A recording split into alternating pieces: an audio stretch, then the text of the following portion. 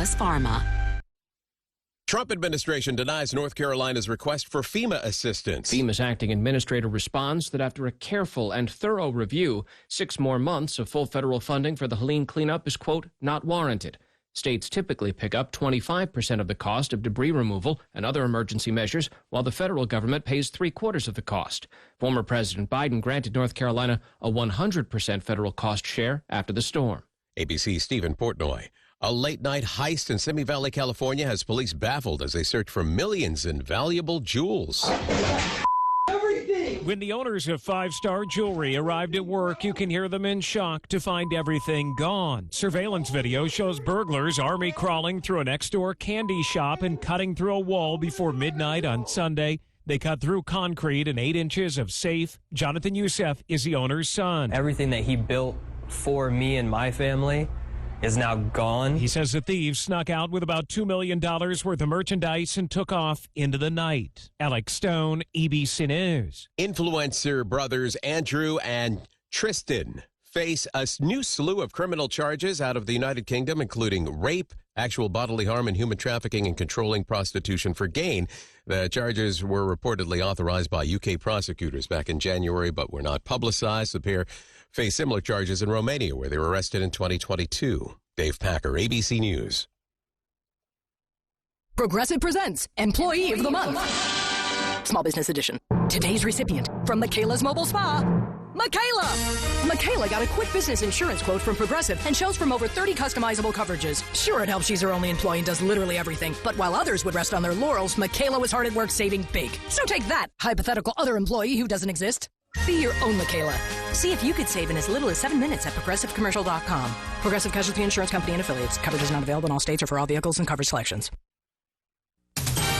News Talk 610 AM and 102.1 FM. KVNU. 5:05 now during KVNU's For the People show, and I'm Will Feelright with our top stories. Well, police in southeast Idaho say they responded to a man allegedly threatening others with a large knife outside the Church of Jesus Christ of Latter-day Saints Pocatello Temple last night. Now, police received reports of the man shortly after 6 o'clock and found him in the temple's parking lot. According to officers, he surrendered without further incident and was transported by police to Portneuf Medical Center, where he's currently receiving mental health treatment. Now, no one was injured during the incident. The man was not armed when detained by police, but officers did find multiple knives and swords in his car outside the temple. The man's name hasn't been released, and police said he will likely not be criminally charged for the incident. Well, a man drowned in a community pool in Draper last night. Draper Police Sergeant Hobie Young said that about 8:30, officers were called to the drowning and found the man face down in the hot tub. Now, people at the pool had helped officers get the man out of the water, and first responders attempted CPR, but were unsuccessful in reviving him. Police do not believe the death was suspicious. The man's identity has not been released. Meanwhile, a Paralympic skier is facing several felony child abuse charges after he allegedly attempted to meet up with 2 young girls. 24-year-old Gilbert Camacho, a Paralympic skier from Puerto Rico, was arrested and faces multiple first-degree felony counts of child rape and child sodomy. Now, on Saturday, an undercover officer with the Lehigh Police Department began chatting with Camacho. He was using the internet to talk to who he thought was the mother of a 5- and 8-year-old girl. Now, he inquired about the children's experience and asked what time he could come over. According to the arrest affidavit, he allegedly said that he had been with a few girls a little younger, including a family member, but said that the children he had been with were mostly their ages. Now, a predetermined time was arranged, and when he showed up, law enforcement was waiting to take him into custody. And it's graduation, as a couple schools holding graduation ceremonies today. Mountain Crest High School holding their graduation earlier today, while Skyview High School, their graduation ceremonies will get underway tonight at 6 o'clock at the Spectrum. And then also taking place tonight, Bear River High School holding graduation on Bear Field over in Tremont, and that'll get started at about 8 o'clock tonight. Congratulations to this year's class of 2025. Well, weather-wise, should be perfect for graduation services as, other than a little warm as we've been in the low 80s today, but we'll see overall a few clouds overnight. Temperatures expected to drop into the low 50s, and then tomorrow will be around 85 for our high, 87 coming on Friday, and still looks like we're going to see 90s for the first time this year coming on Saturday and into Sunday before a chance of showers returns for Monday and Tuesday of next week. And when it comes to spring cleaning, remember Mount Logan Laundry's large 55 and 80-pound washers.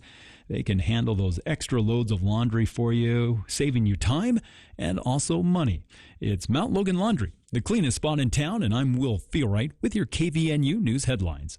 Make laundry a snap with the large load washers and dryers at Mount Logan Laundry. Rather than 8 to 10 loads at home, get the job done in 1 or 2 with their 55 or 80-pound washers and 80-pound dryers that are perfect for sleeping bags, comforters, and other big items. Mount Logan Laundry has free Wi-Fi and drop-off service, plus they're open until midnight. Mount Logan Laundry really is the cleanest spot in town. Find them at 5th East and 9th North in Logan or in Brigham City on the corner of 1st East and 7th South. Local news and the best talk. News Talk KVNU. Even if a family member has or had dementia, it doesn't mean you will. Dementia affects the brain and your ability to perform daily activities. Lifelong learning will keep your brain healthy and can reduce your risk of dementia. Engage your brain through hobbies and learning new things. For more brain health tips, visit dementia.utah.gov. This message is brought to you by the Utah Alzheimer's Association and Alzheimer's Disease and Related Dementias Coordinating Council. I'm Larry Gelwicks, the getaway guru for Morris Columbus Travel and AMA Waterways. Explore Europe on a deluxe river cruise, visiting Castle Country as you sail the Rhine River through the Netherlands, France, Germany, and Switzerland. To book your next AMA Waterways cruise, give us a call at Morris Columbus Travel. Come on and get away, Morris Columbus. The Above and Beyond Salute. I'm on the corner of 2nd North and 4th West, here to recognize a hero. If you drive 2nd North, chances are you've probably seen Kenneth Redford, a longtime crossing guard. Now, Kenneth, how many years have you been a crossing guard? I want to say 10. You probably see a lot of kids coming by every day. And I do. Not only have you just been keeping kids safe for so many years, but also the way you're always waving to everybody. That's just really great. The Above and Beyond Salute on News Talk KVNU. I can't stop loving you. I've made up my mind. Welcome back to KVNU's For the People. Still 80 degrees out there, 5:10 in the afternoon. Pretty warm. As Will mentioned in the weather there, it's going to get a bit warmer, and then it's going to drop off quite a bit cooler. Not freezing or hard freeze warning cool, but sometimes, some days next week, we've got a forecast of highs in the 60s. So 20 degrees cooler than today, maybe 30 degrees cooler than Saturday. We're looking at 90s as we head into the weekend. So, take advantage of this little early taste of summer, though it's still spring on the calendar. And speaking of summer, one of the events that marks summer for almost everyone in Cache Valley, even in the years when things were a little hectic with the tabernacle under renovation, the pandemic also got in the way, but they're officially back and in their original location at the tabernacle, the noon music events throughout the summer here in Cache Valley, the Logan Tabernacle Interfaith events, which is a combination of special events, musicians, bands, guest speakers, and more, is underway. They kicked off with a concert up on campus a few days ago. They held their first official noon event at the Tabernacle yesterday and today, and these are free. I should point that out. Very much free. Joining us right now to talk about who they got and how they got them, we have from the Logan Tabernacle Interfaith Concert and Lecture Series team, Carol Foht joining us. And Carol, am I saying your last name right? You know, I could hardly hear you because there was music playing at the same time you were talking. Oh, I'm sorry. You're still hearing. I apologize. Is that better? That's way better. Okay. So you want to know if I'm pronouncing my name right, but I didn't hear what you said. I said Carol Foht. Is that right? Yes, it is. All right. That was the one thing we didn't discuss was how to pronounce your last name ahead of the interview today. Well, you're doing good because most people don't know how to pronounce it, so I go by whatever they say. Just whatever they say, yeah. I get that.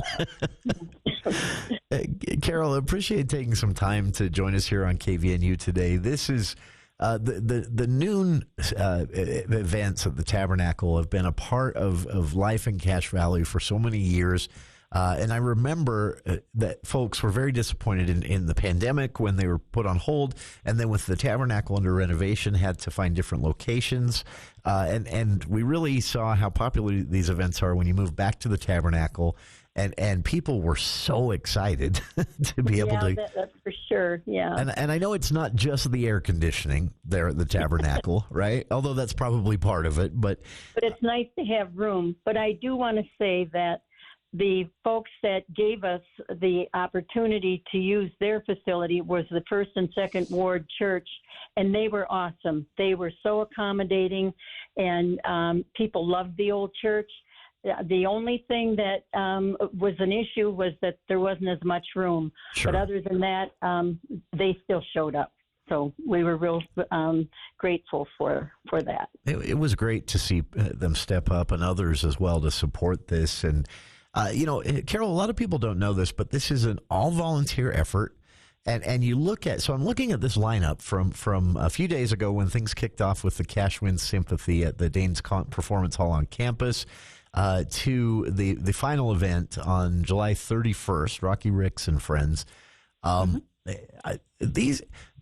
Someone made a lot of phone calls to get all of these performers and speakers every single day throughout the summer to the Tabernacle, and everyone's just volunteering their time to make this happen.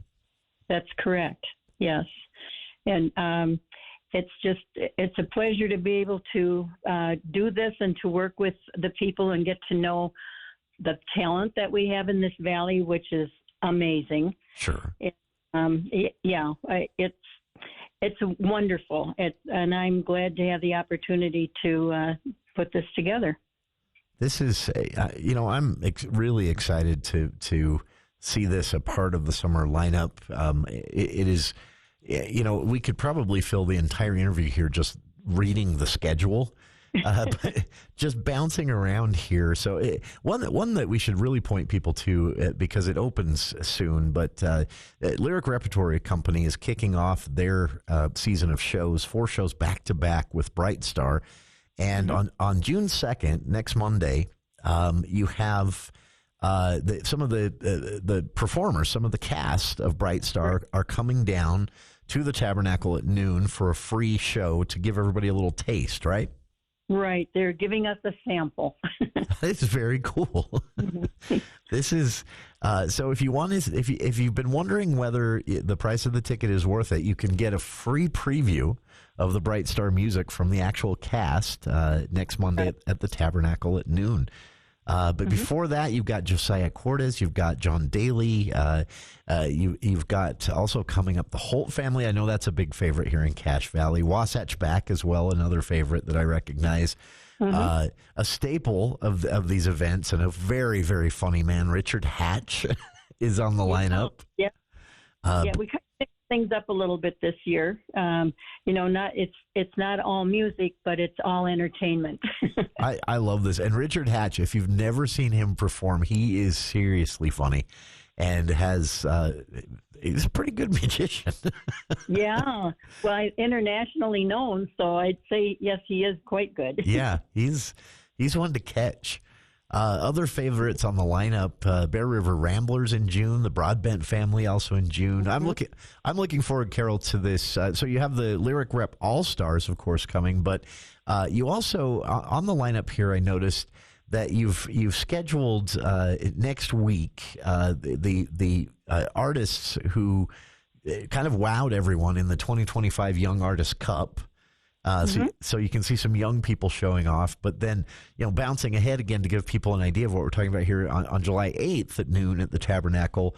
I'm excited about this. You have a banjo versus piano competition. And I'm excited about that. That sounds fun. They are amazing. And they're funny. They work off of each other. They play off of each other really well. And they're a favorite for sure. That is very cool. This is, again, an all-volunteer effort to bring this to you. It kicked off a couple of days ago on the 26th, and every weekday at noon, either a speaker or a musician or a band or Richard Hatch, the magician, is performing. This is just a taste. Things wrapping up end of July with Rain Dog Band and Rocky Ricks and Friends. So, Carol, how do you decide who to include, and how much work goes into actually booking all of these performers? I imagine it can't be easy. I start in January.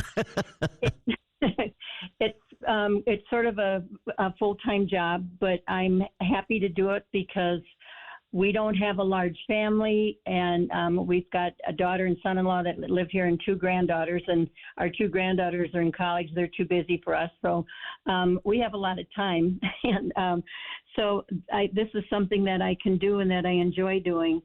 But how we get these people, first of all, I do go by the favorites. I know what draws the crowds. Sure. And so I do contact them and give them the opportunity to fill the slots.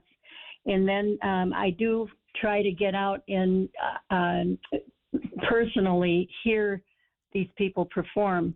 And if I don't know anything about them, I do ask them for an audition video, because we have so much talent in this valley that we can be choosy. And even with that, unfortunately, not all of the good talent gets to be in here because we only have so many slots. But, we just try to keep it mixed up, and so that we don't have 20 piano concerts and, Sure. 10 organ concerts. So I think it's important to try to keep it interesting. And this is, this all happens with kind of a theme that's reflected in the title, the Logan Tabernacle Interfaith events. And the goal of this is to be obviously uplifting, to give everybody a chance to step in, especially in July, those warm July days, step into the air conditioning, have a comfy seat, and enjoy some great music. But this is also to basically send a message, right? That everyone belongs. There's a place for everyone. Exactly. I know when we first moved here 10 years ago, honestly, I didn't think that, since we are not LDS, I didn't think we were supposed to go into the tabernacle. And then a friend invited me to go to one of the concerts, and she said, "Oh no, it's open to the public." And so I really think it's important that everyone realizes this is about the community, and it is interfaith. And with that said, too, as far as it being interfaith, when we always start out with a prayer, and I do go through and try to get a mix of different religions for different people to lead the prayer, to show that we truly are interfaith. But everybody is welcome. If you don't have a faith, you're still welcome to come, of course. Sure. And this is, you're being humble, Carol, but I see some big names on here that you've gotten. One that I'm going to jump right to, and correct me if I'm wrong, this is July 29th, but listeners here on the show will remember we had Jenny Taylor in a few months ago talking about a fundraiser, and I don't think I've ever, in all the years I've been doing this show, I have never been just in awe of a public speaker as much as I was the 20 minutes we had her here in the studio. For those not familiar, Jenny Taylor is widow of Major Brent Taylor, who was killed in action, and has become a bit of a celebrity here in Utah as a motivational speaker with a cause. It's not just motivational speaking, and she will be speaking as part of this noon Tabernacle Interfaith series at the Logan Tabernacle running through the summer. But this intrigued me, Carol. You've also got Heather Van Borum. This is a young woman who lost both legs in a car accident up Logan Canyon, and is it wasn't Logan Canyon. I'm sorry. It was actually at a Costco parking lot. That's right. Down by Salt Lake. Yeah. This was just walking through the parking lot. I remember the story. I'm confusing my individuals here. Sorry. She has turned that tragedy into one of the most uplifting public speeches I think I've ever heard.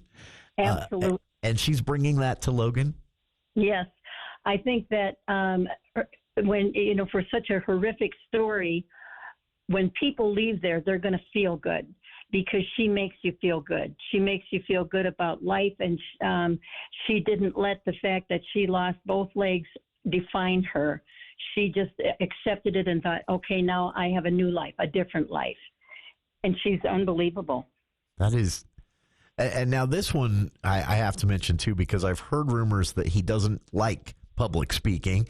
But you managed to lock down a man named Jake Horvath. And folks, if you haven't heard of him, Google him because he did one of the coolest attention-getting things I think that I've ever seen. He basically rode wild Mustangs across multiple states. He went from Heber, Utah, to the Atlantic coast. Oh, that's amazing. Three Mustangs, and they weren't cars. 3 horses. Yeah, the horses, not the car. We should point that out. And back, and he did that last year. It took him 14 months and 6,000 miles. And he kept going. It wasn't like he did a couple of weeks and then he went home and then he continued. He stuck with it all the way. And he has several TV or YouTube videos. And I followed him on there because it was so interesting, and I love horses. Sure. But to see him go across the Missouri River on the bridge and the Mississippi River and then in all kinds of weather, just unbelievable. And I know the last week that he rode, he went through Wyoming in a snowstorm. Yeah, I've seen photos of just honestly amazing. A 7,000 plus mile journey on horseback. And he did this, Jake did this all to raise awareness about what's happening to wild horses in the American West. And he wanted to show how good these horses are, that, he wants people to be interested in them and to adopt them. Sure. So, and that was his dream. And again, it's another inspirational speaker because he had this dream and he went forward with it and he accomplished it. So we need stories like this to brighten our day. Absolutely. And again, I'm absolutely impressed that you managed to talk him into it because I'd heard that he really does not like to do public speaking, but you've convinced him. I love that. Well, I don't know. I actually had a hard time finding his contact information, so I called Alex Cabero from KSL, and he gave me his contact information, and I asked him if he would come, and I said, we're really interested in what you did, and I sent him information about the noon concerts, and he said, I'll be there. That is so cool. I absolutely love this. One of my favorite moments from last year, his, again, 7,000 plus miles, nearly coast to coast on horseback to raise awareness of the plight of these wild Mustangs, oftentimes rounded up in government roundups and then living their entire lives in holding pens sometimes, if not adopted. Yeah. And Jake made that his entire year, raising awareness of that. So, again, he'll be speaking at the Logan Tabernacle Interfaith Noon Summer Concert Series. It kicked off a couple of days ago, May 26th, and it wraps up July 31st with Rocky Ricks and friends. But every weekday at noon at the Tabernacle, a free event. We've mentioned a lot of them here again. A preview of Lyric Repertory Company's Bright Star production, which kicks off June 13th. But you can actually get a sneak peek at some of the cast and their voices as they perform songs from the show at the Noon Series June 2nd there at the Tabernacle. Young people performing who recently competed in the 2025 Young Artist Cup.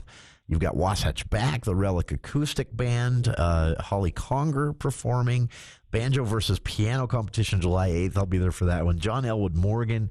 And I'm just flipping through this. I've posted a link to the flyer on our Facebook page, but you can also find it at logantabernacle.com. You can also visit for live updates as they add or change things if necessary, logantabernacle.blogspot.com for the blog. And you can download the full schedule there as well as a PDF you can print out and put on your fridge and not miss one. And again, thank you. Our guest has been Carol Foht, who is one of the organizers, the organizer, as I understand it now, of the noon Interfaith Concert and Lecture Series at the Logan Tabernacle. And Carol, a pleasure to have you join us, but even more so, it's a pleasure to see the lineup you've put together. And hats off to you and your team for making this happen every year. Well, thank you. And we appreciate the performers, and we certainly appreciate the attendees, because if they didn't come, it wouldn't work. Sure.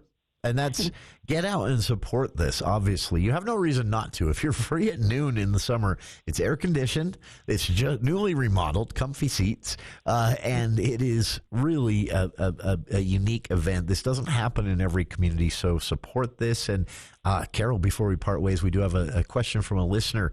A listener would like to know more about I believe this is Friday, June 6th, a group called Utah Peaks. Do I have that right? There is Suzuki, young Suzuki players, and they're young children, but they're amazing. And they'll be coming here. Actually, they're from the Salt Lake area. We do try to do most of our performers, or bring most of our performers in from the valley, but we do grab a few from outlying areas. And these kids are amazing. That is cool. Young people with bazookies.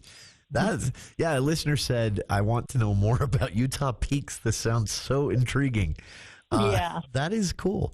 That is at noon on Friday, June 6th, in the Logan Tabernacle. And again, just kind of a taste of everything you can get out and see. LoganTabernacle.com again for more information and updates as they post them. You can also download a printable PDF flyer there with every event running throughout the summer until July 31st at the Logan Tabernacle.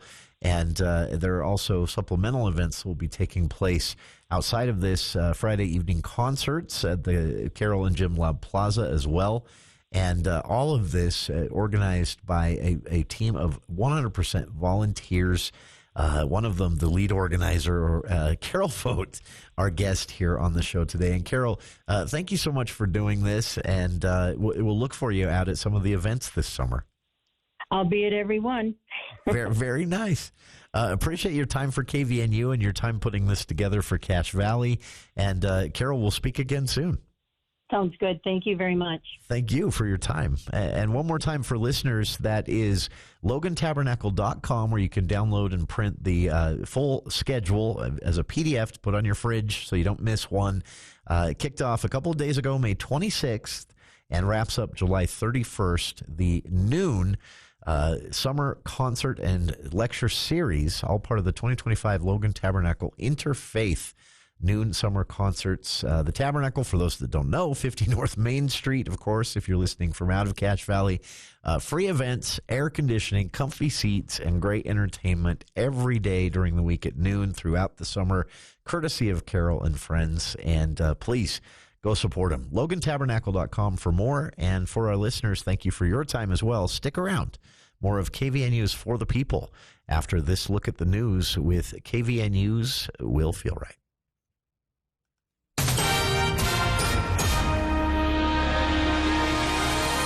Well, thank you, Jason. Utah is embracing electric vehicles, but President Donald Trump's big, beautiful bill could eliminate a $7,500 EV tax credit that helps buyers afford them.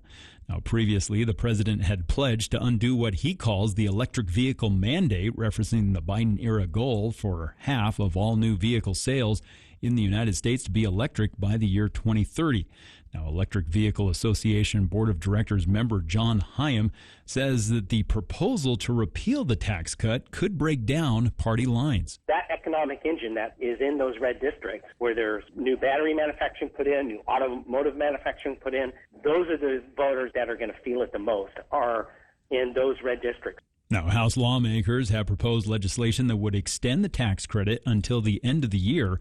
Analysts say that Tesla, the largest EV automaker owned by Trump advisor Elon Musk, would be impacted the most by the loss of the tax credit. In other news, a 41-year-old Harriman man was allegedly in contact with a teenage South Jordan girl before she disappeared last month. This according to a search warrant that was served this past week. Now, 15-year-old Elisa Petrov was last seen by her family on the morning of April 21st when she left her American Fork school. Now, she was seen later that day at a UTA train station in Provo where she was asking for help getting to Las Vegas. Now, during a search of a secret iPad found hidden by Petrov in her home, detectives discovered an online conversation with an account named Samich. Now, it was later connected to the man. Messages between Petrov and the man were exchanged approximately 8 days before she went missing.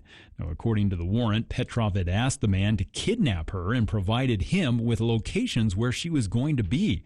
Now, Petrov referred to him as daddy multiple times, the documents show, and the conversations between the two were sexual in nature. Now, the two had planned to meet up before the man became sick, with the final contact coming from Petrov on April 19th when she said, "I'm running away. Please don't contact me." And a driver was killed in a T-bone crash that happened with a semi-truck in Heber yesterday morning. Now, that semi-truck was traveling westbound on SR 40 when a Nissan Xterra was attempting to make a left turn and turned in front of the semi. Now, the semi T-boned the Xterra. The driver of the Xterra died as a result of their injuries. Traffic was at a standstill for several hours as the Utah Department of Transportation and the Highway Patrol investigated that fatal accident. Well, it's been a warm one today, and it's going to get even warmer through the rest of the week as temperatures today were in the low 80s with these clouds, and that's going to continue overnight tonight as temperatures will drop into the low 50s. Tomorrow we'll see mid-80s, around 85 with more sunny skies, and then 87 for Friday before 90s come for Saturday and Sunday. And weather is part of the news brought to you this hour by Dr. Keith Nilsson, offering over 27 years of experience when it comes to eliminating knee pain. Give Dr. Keith Nilsson a call or visit his website, drkeithnilssonortho.com. And I'm Will Feelright with your KVNU Top Stories. ABC News, I'm Dave Packer. Desperation in Gaza, crowd storming a UN warehouse for food aid. 4 people reportedly dying in the crush. At the UN today, Palestinian Ambassador Riyad Mansour breaking down about the children on the brink of starvation. Excuse me, Mr. President. I have grandchildren. I know what they mean to their families. And to see this situation of the Palestinians without us having hearts to do something is beyond the ability of any normal human being to tolerate. This as Israeli Prime Minister Benjamin Netanyahu said that Israeli forces killed Hamas leader Mohammed Sinwar. Reality stars Todd and Julie Chrisley being released today from prison after a pardon from President Trump. They're doing time for tax cheating and bank fraud. The New York-based Court of International Trade ruling that President Trump's global tariffs exceed any authority granted to the president. This is ABC News. Hey listeners, let's talk comfort. Specifically, how Cardinals insulation can help. Did you know the average home loses up to 35% of its heated or cooled air through the walls and roof? But here's the good news. When you call Cardinals, not only will you feel the difference with a quieter, more energy-efficient home, but you could also qualify for a tax credit up to $1,200. Save money year-round with Cardinals insulation. Call 755-5012. That's 755-5012. News Talk 610 AM, 102.1 FM, KVNU. Even if a family member has or had dementia, it doesn't mean you will. Dementia affects the brain and your ability to perform daily activities. Lifelong learning will keep your brain healthy and can reduce your risk of dementia. Engage your brain through hobbies and learning new things. For more brain health tips, visit dementia.utah.gov. This message is brought to you by the Utah Alzheimer's Association and Alzheimer's Disease and Related Dementias Coordinating Council. Here's what some of our patients have to say about how Red River has changed their lives. So before I started at Red River, I was having a lot of stomach pain. I was overweight, severe anxiety. I had been to multiple doctors. We had done tests, and no one could find anything that was wrong. And then a friend mentioned Red River, and I went and saw him, and it has changed my whole life. I'm sleeping through the night. I have energy for my kids. I've lost 30 pounds. No more stomach pains. I just feel really good. Our goal is to focus on imbalances that are driving your condition or symptoms, not just give you Band-Aid answers.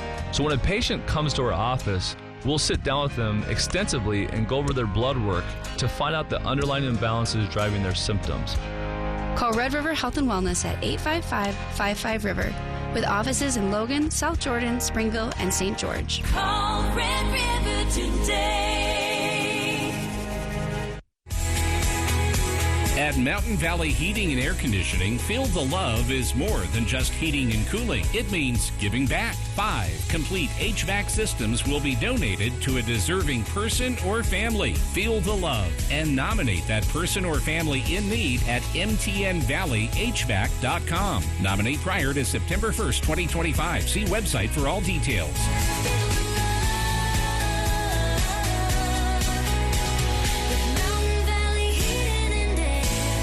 Join us each week for Music and the Spoken Word, featuring the Tabernacle Choir at Temple Square, the longest-running continuous weekly network broadcast in the world. Each episode features modern and traditional arrangements of spiritual, classical, and contemporary music and a timely, inspiring message. Truly an uplifting program that will have you returning to each week. Music and the Spoken Word with the Tabernacle Choir. Sunday mornings at 8 and again in the afternoons at 6 on News Talk KVNU.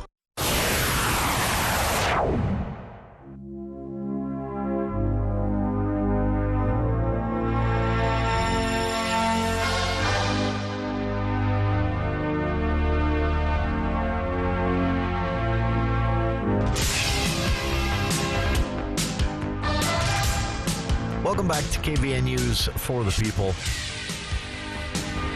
High school graduation's happening. I thought I would date myself.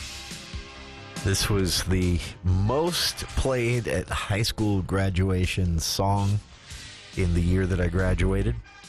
Actually, it looks like it was the most played at high school graduation song for about 5 years running after the year I graduated. So I guess it doesn't specifically date me, but definitely ties me to an era, right? Well, I was just looking to see, I was curious, okay, what are the kids wanting to graduate to in 2025? And, well, Billboard actually did some surveying. They asked high schools, well, school districts around the country in the U.S. and other countries as well to let them know what songs had been chosen for high school graduation ceremonies at the request of students or songs that they knew would be popular with the students. And, well, in the United States, for the high school graduating class of 2025, those graduating here in Cache Valley today and tomorrow, this was the most used and requested song. And I'm not sure what this says about the current generation. This might be a positive. It's kind of a downer. Supposedly I'm lonely now. No, I'm supposed to be unhappy without someone. But aren't I someone? That is Billie Eilish's My Future. Apparently that is, in the United States, the most used, according to the responses Billboard got, high school graduation song for the class of 2025. So make of that what you will. I like the song. I feel like it's kind of, it's an overall a song with an upbeat message about loving yourself and finding yourself to be enough, as you leave high school and navigate life. I get that message resounding with that age group, but it's also, it's kind of a downer. It's a little slower. It's more, I guess Forever Young by Alphaville isn't exactly an upbeat song if you actually listen to the lyrics, but yeah. So, My Future by Billie Eilish is the most used high school graduation song for the class of 2025, according to a survey done by Billboard magazine. So make of that, again, what you will. All right. Goodbye to the penny. This is one of the dumbest things that I've let take up way too much space in my brain for the last decade plus. But I remember learning over 10 years ago what it cost to make a penny, which has gotten worse since then, by the way. Costs are up about 20% just in 2024. 1 year alone, the cost went up 20%. But for decades, it's been more expensive to make a penny than the penny was worth. And it's officially coming to an end. Now, pennies will be around for decades to come, but the U.S. Mint made it official late last week, and then with the announcement this week that they had made their final order of penny blanks and plans to stop producing the coin when those run out. Treasury Department officials confirmed this week that the move comes as the cost of the pennies has increased markedly, as I said, up 20% in just 2024, according to Treasury data. And the Treasury expects an immediate annual savings of about $56 million in reduced material costs. Now, interestingly enough, the official who gave the Associated Press these quotes spoke on the condition of anonymity because they hadn't been authorized to discuss the matter publicly yet. Is there some sort of, that's someone usually pulls that condition of anonymity because I'm not authorized to discuss this yet when they could lose their job for discussing. Is there some sort of penny defending wing of the U.S. Mint that's going to fire someone for blabbing to the media? Anyway, so this has been talked about. Many presidential candidates over the years have promised to end the penny, but it's also something that I think not enough people cared about to get anyone elected. It was President Donald Trump actually said that it was one of his first announcements, and back in February after being sworn in, that he'd ordered the administration to begin the process of ceasing production. And But many presidential candidates over the years have cited production of the penny as a sign of waste. And again, $56 million sounds like a lot to you and me. It's peanuts in the overall scope of the federal budget. But $56 million is still a lot of money. There are currently, so these are the things I found out today. Blows me away. There are currently 114 billion pennies in circulation. So those of you thinking, I've got a collector's item in my pocket, well, it's going to be a while before that's worth even what it costs to make it. Because again, 114 billion pennies in circulation.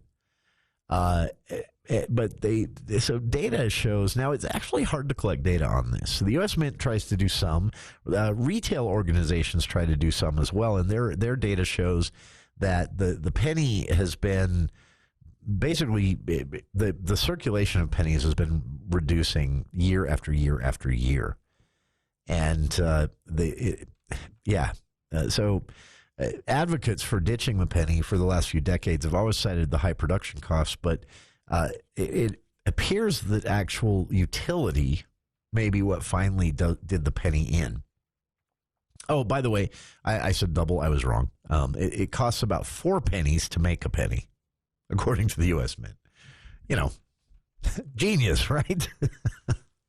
One of the so there are actually groups opposed to this, and one of the groups, now this is a serious thing, but I think they'll be okay because I think people will adjust. But so the charity drives, a lot of nonprofits who do charity drives said that getting people to offload a penny is very easy, and they can collect millions of dollars for their charities in pennies. And they're concerned about what I believe it will happen now, that the end of the penny is going to snowball into the end of physical money. Because get this, so the penny became the target of everyone's hate, but it also costs 14 cents to make a nickel. So, the nickel isn't exactly making us money here. Pennies are the most popular coin made by the U.S. Mint. They made about 3.2 billion of them just last year. and that's more than half of all the coins it made last year. Yeah. So one other step that has to happen in this, by the way, I learned this today as well. Congress has to make this official. So the secretary announced this under a direction of the president, but they can't actually officially call the penny dead until Congress decides to approve it. So there's a chance Congress decides not to, and they start making the penny again.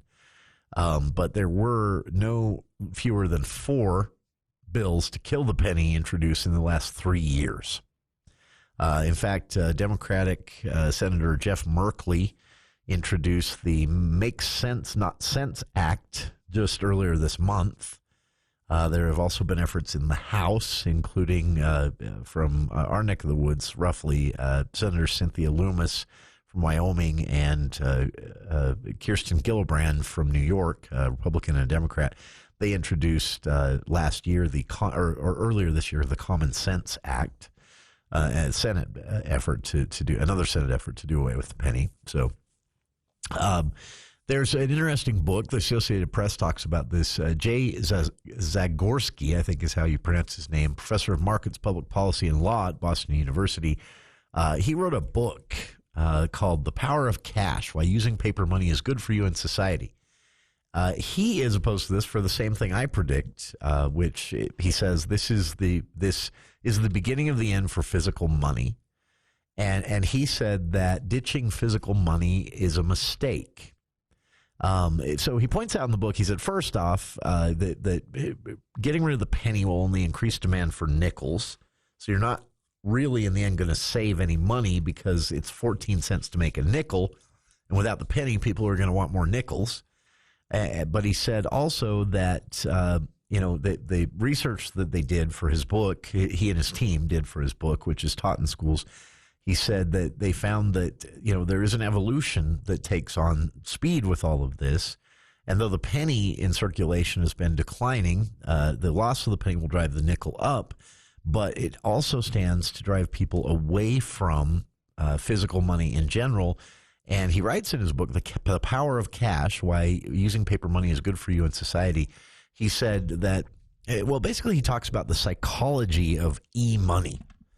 And this is how I would explain it. Now, I've listened to his book years ago, and you can too. There's an audiobook version. Most local libraries have it. You can buy it on Amazon or probably even a few local bookstores. It's not that old. I think it's about 8 years old. But The Power of Cash, in that book, Zagorski writes about how our brains interact with the world around us, and that the way I would explain the argument he's making for why it would be bad to ditch physical money is my Amazon shopping habits. So I have a tendency to just throw things in a cart as I need them. Sometimes I sit on the cart for a little while and then buy them. Sometimes I just buy it right then. If it's something actually urgent and I want to be able to look at it and make sure I get the right thing or get something high quality, because Amazon's not exactly known for that, right? I like to go in, especially, honestly, most of what you can get at Lowe's, for example, I don't think it should ever be purchased on Amazon. If you're buying something at Lowe's, if you're going to Lowe's, you obviously are buying something for a project. You want to look at it and see it. Now, there are some things that you can buy on Amazon, like a sink strainer. That's probably safe to buy on Amazon. But a pipe, lumber, any kind of project you're doing at home, go into Lowe's. It's my advice. That's the same concept Zagorski's writing about here. He said, when everything becomes virtual, people lose touch with quantities. Our brains, the way they function, we lose touch with quantities. We lose touch with the trends and patterns. He said, if you are stopping every day at a convenience store and spending cash out of your wallet to buy whatever you buy at the convenience store, morning and night, before work and after work, for example, is the way he sets it up in the book, you are far more quickly going to become aware that you are spending a lot of money doing that. He said, if you're using a card, you may not realize how much money you've spent. You're just stopping at Maverick for a drink, but you grab 3 other things while you're there, a snack, bag of chips, something like that. And by the end of the day, you've spent $20 a day on snacks that you didn't really need. And if you aren't adding that all up until the statement comes from your bank at the end of the month, but also he points out in the book, a lot of people don't even look at those anymore. That's how money we've already gotten. So he said, if you're never really sitting down and adding up your spending habits and trends when it comes to just the $5, $10, $15 here and there that you just kind of let trickle out each day throughout your average day, he said people lose concept of money. They lose concept of value, and they lose good spending habits. So that's what Zagorski says. On the other side, Mark Weller, Executive Director of Americans for Common Sense, they do research, and they've actually been lobbying Congress about the value and benefits of the penny. They actually say there has been in the last 6 months, this inevitability, the production of the penny will be halted. He said he would prefer that Congress actually do some research on this. His group advocates for ways to reduce the cost of producing the penny and the nickel rather than to end its production.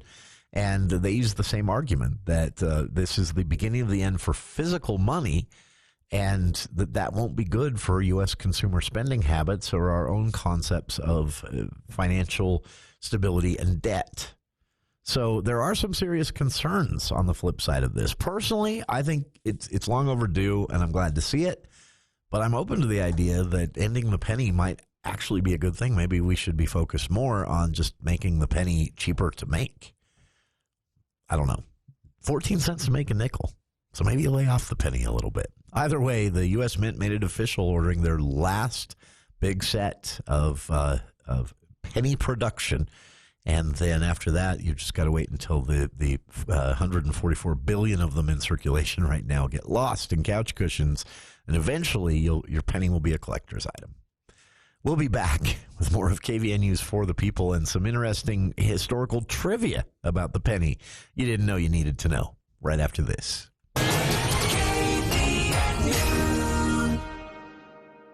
Discover the comfort of outdoor living this year with a project by Canyon Landscaping. Fresh seasonal planting beds, a custom paver patio perfect for barbecues, and subtle landscape lighting to keep the party going long after sunset, or a place to relax after a long day.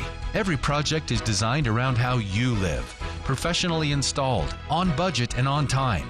Ready to create the perfect outdoor space? Visit canyonlandscaping.com to view the gallery. Canyon Landscaping. Look for the leaf.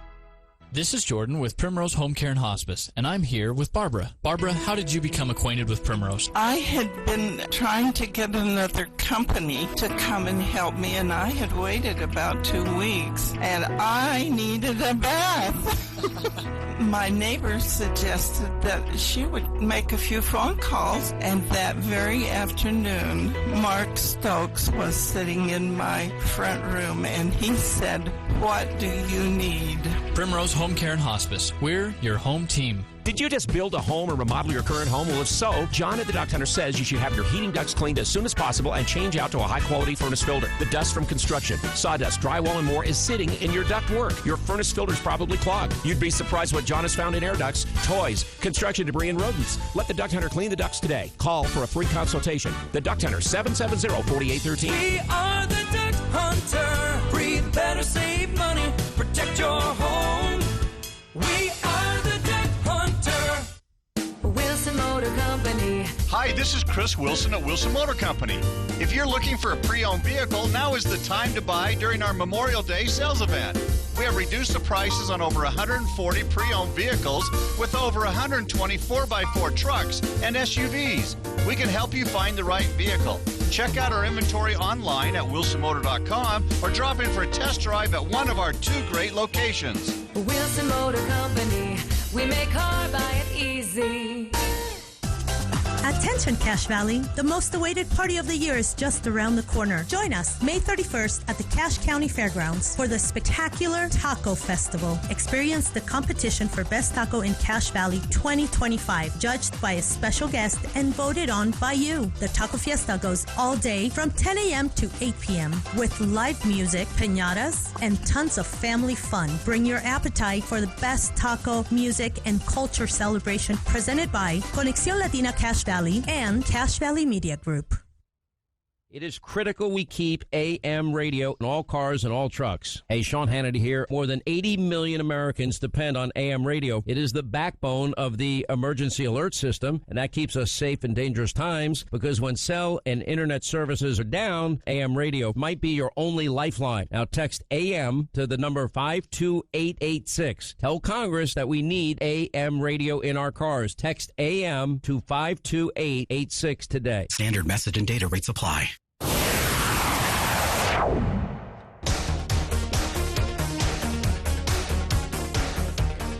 How am I just hearing about that taco festival on the 31st? It seemed like someone should have called me and woken me up early in the morning to tell me that was happening. All right, some wrapping up the show here with some additional penny trivia. Again, everyone excited with the announcement of the demise of the penny, but the argument that it will increase demand for the nickel. So the penny costs 4 cents to make each penny. That's obviously wasting money. That's why everyone hates the penny. The nickel costs 14 cents, and this will increase demand for the nickel. That is wasting money, wasting more money. Also, the larger concern, this will be the beginning of the end for physical money. That's the opposition. The pro side, and this is where I lean, is, look, nobody uses them anymore. They aren't in circulation nearly as much as they used to be anyway. So the penny, of course, is named after the British penny.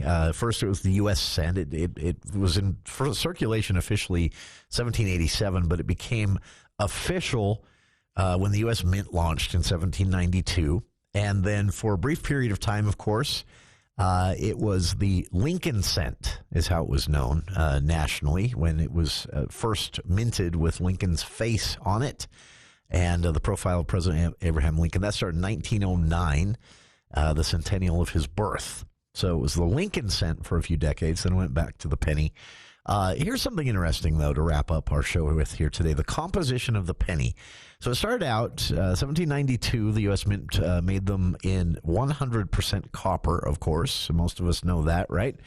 And then the composition just kept changing over the years. By 1864, it was 95% copper with bronze, tin, and zinc thrown in. By 1944, it was gilded metal mixed with copper, about 50-50. 1962, it was back to 95% copper and 5% zinc. And in 1982 to present, the penny has been 97% zinc, 2.5% copper. So, but still, costs 4 pennies to make one. Costs 3 nickels almost to make 1 nickel. I don't know. Maybe we're just stuck with them. That's our show for today. Thank you for tuning in. Dave Ramsey next here on KVMU Logan.